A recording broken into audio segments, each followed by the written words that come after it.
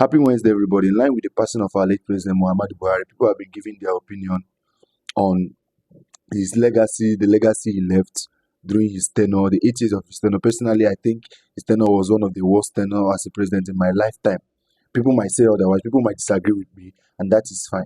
So his former aide, Femi Adesina, granted an interview to Channels TV, speaking on the death, the circumstances surrounding the death of our late president. And then I want us to watch the clip now. It's very, very disheartening what a former presidential aide said about the state of the hospitals and all the stuff in our country. So let's watch the clip. Like I said, he always had his medicals in London, even when he was not in office.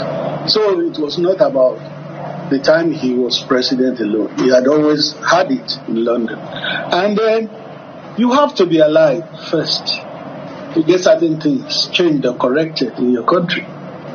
If he had said, I'll do my medicals in Nigeria just as a show-off or something, he could have long been dead, because there may not...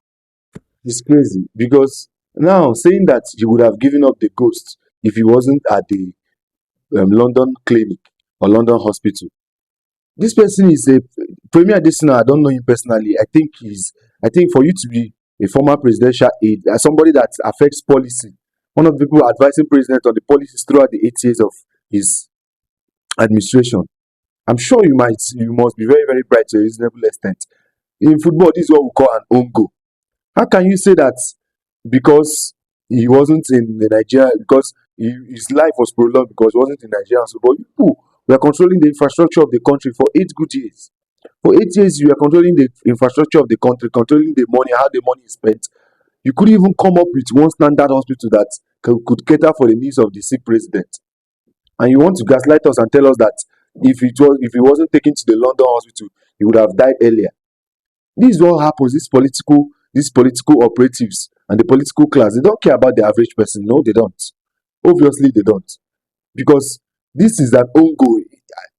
Coming on national TV to even say this thing is an indictment towards what you people did as an administration. And there is no shame, nothing. He's just spewing what he's spewing, saying that if he was in a Nigerian hospital, why not make the Nigerian hospitals better?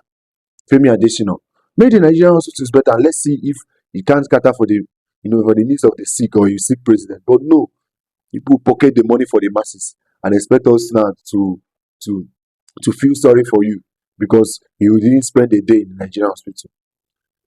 Sometimes I think we are just cooked in this country because we've been dealt a bad hand. The political class is taking everything and leaving none for the average Nigerian. That's all I'm going to say about that. So still pray for the happy repose of the soul of the late president.